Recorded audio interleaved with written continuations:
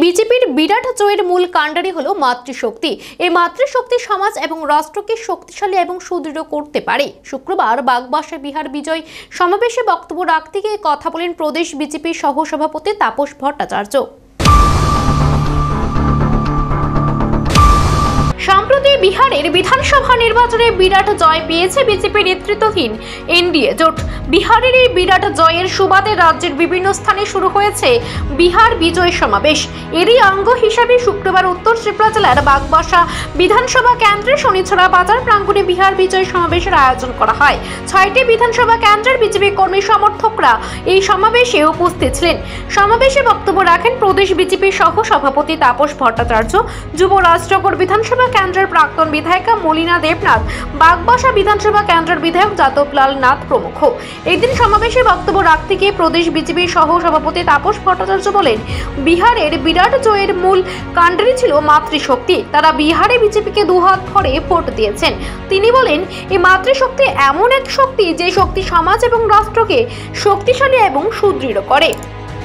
Party, Congress এবং আরো কিছু পার্টি সম্মিলিতভাবে মহাগঠবন্ধন তৈরি করেছিল, যেটাকে আমরা প্রচার করেছিলাম মহাগঠবন্ধন নয়, মহাঠকবন্ধন।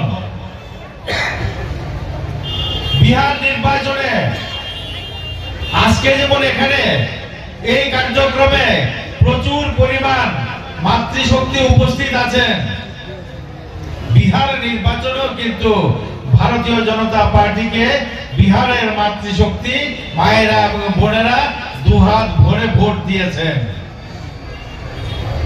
মাতৃশক্তি এমন এক শক্তি, যে শক্তি যখন সমাজ নির্মাণ করার স্বার্থে, রাষ্ট্র নির্মাণ করার স্বার্থে ঘর থেকে বেরিয়ে আসে, তখন কিন্তু অপশক্তি যেগুলো থাকে সেগুলো কিন্তু লেজ গুটিয়ে নিজেদের রাস্তায় ঢুকে পড়ে। মাতৃশক্তি এমনই শক্তি, যে শক্তি সমাজকে সুদৃঢ় করে, সমাজকে শক্তিশালী করে এবং রাষ্ট্রকে শক্তিশালী করে।